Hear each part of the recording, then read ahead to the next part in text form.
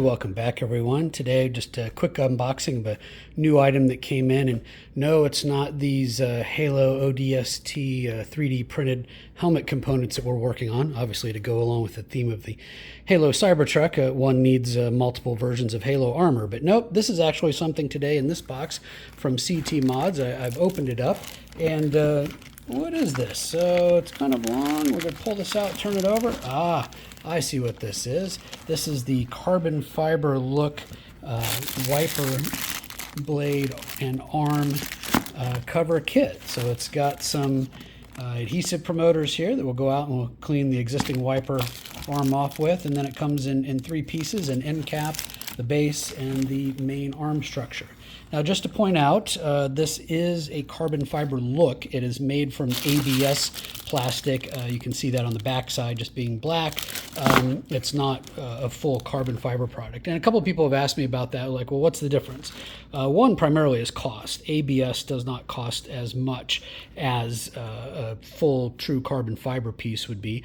And then the other is this is actually probably a little bit easier to set up and use from a weathering standpoint when you have a carbon fiber look on ABS when it's on an external product. So it's going to be outside the truck somewhere, a center cap, a wiper arm, a spoiler, or whatever the case may be. Now, you can certainly use real carbon fiber externally as well, but you'll want to coat it and cover it to protect it from the UV rays and the elements to make that finish last. So anyway, this one's made out of ABS, which is perfectly fine. It's got a nice carbon fiber pattern to it. I'll try to zoom in here a little bit inside the plastic and see kind of a typical carbon fiber weave look. So I'll get this out. We'll get the wiper arm cleaned off, and then we'll get these, the typical red strips off the back that are always a lot of fun to do. We'll have to peel these off to expose the adhesive, and then we'll get this mounted into the truck. So stay tuned.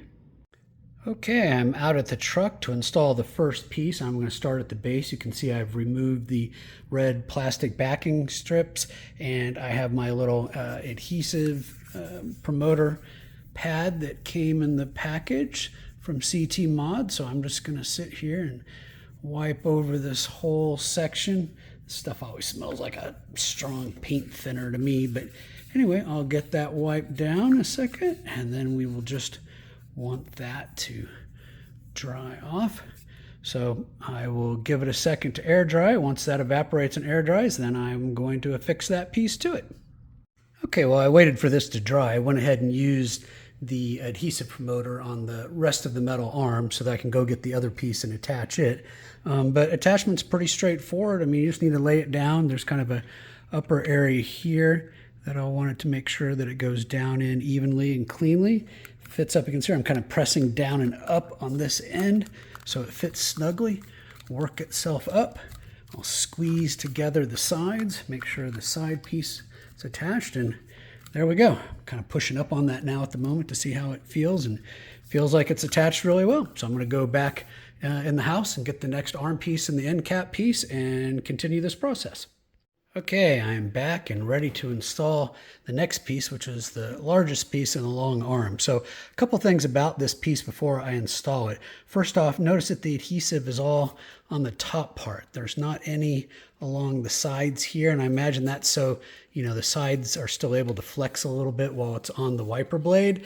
And it's not going to get in the way of anything. The other thing you may want to notice is the top of the piece does have the cutout for up here on the wiper blade when you need to press that button to release the wiper blade itself. So you could still keep this piece on and change out your wiper blade.